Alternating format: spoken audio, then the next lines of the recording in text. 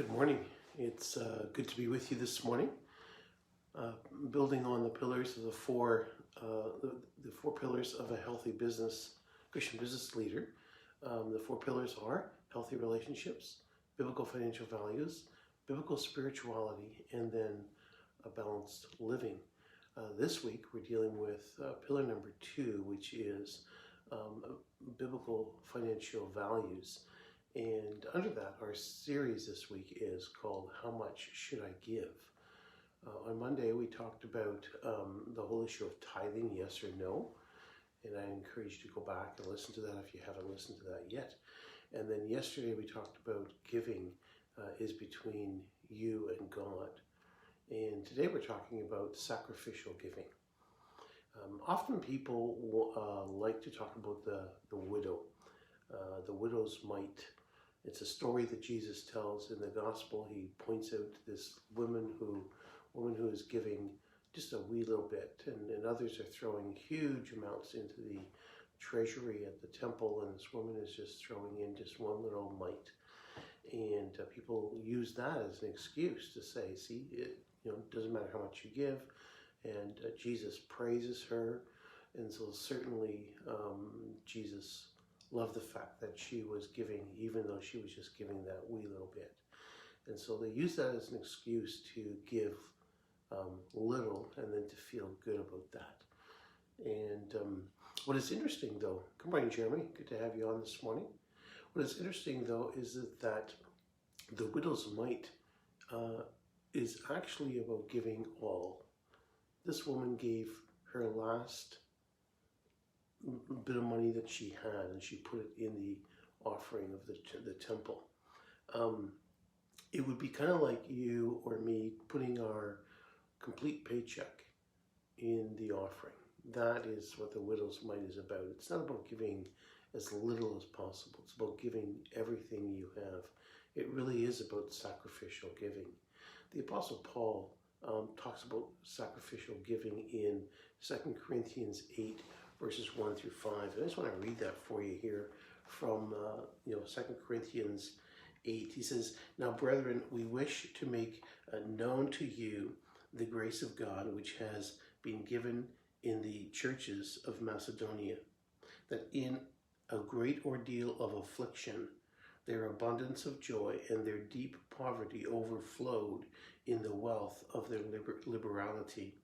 For I testify that according to their ability and beyond their ability, they gave of their own accord, begging us with much urging for the favor of participation in the support of the saints. And this, not as we had expected, but they first gave themselves to the Lord, and then and to us by the will of God."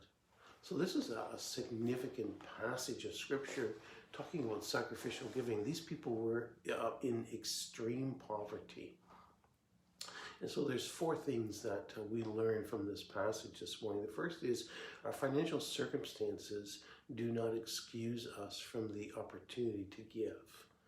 Now, I know some of you, if you've listened to Monday's talk, you'd be saying, well, wait a minute here. On Monday, you said the poor were not required to tithe.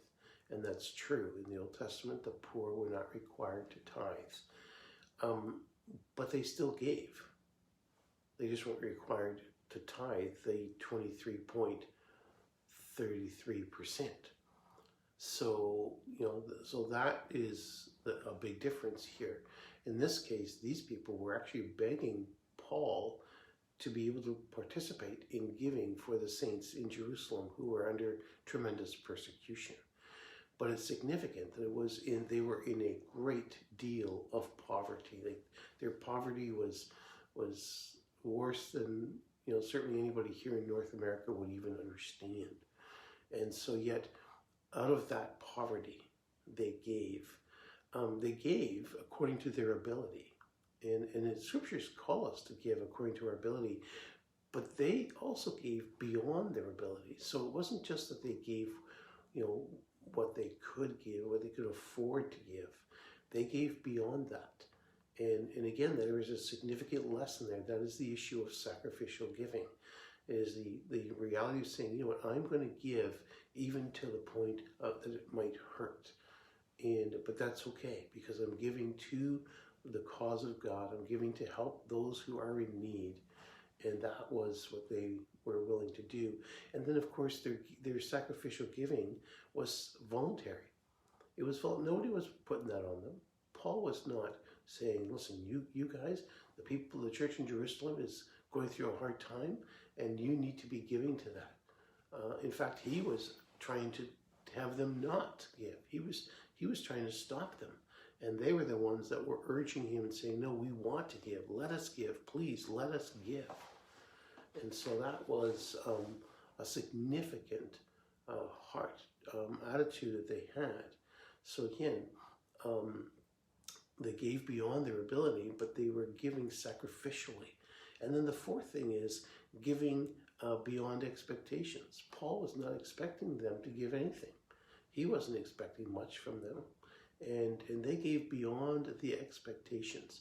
And here's my experience. And I've had people, say, well, if you preach against tithing, you say tithing is not necessary anymore, then people just aren't going to give. And my experience has been that when you preach biblical giving, people will give beyond expectation. And that's the case that Paul experienced, that this Macedonian church gave beyond expectations.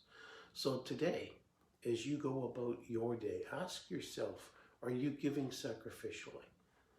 So oftentimes we give what's left over, what we can afford to part with. But what about giving beyond that? Saying, you know what, I'm going to give sacrificially. And certainly it's a biblical principle to do. And then maybe we choose to give beyond our ability and watch God supply. And I believe this is such a significant thing.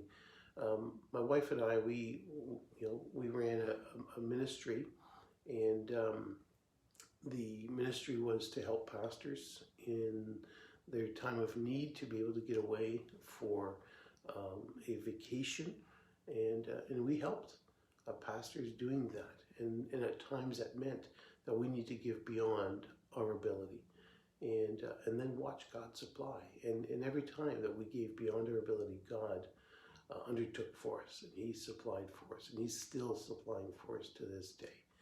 May the Lord bless you. Have a great day.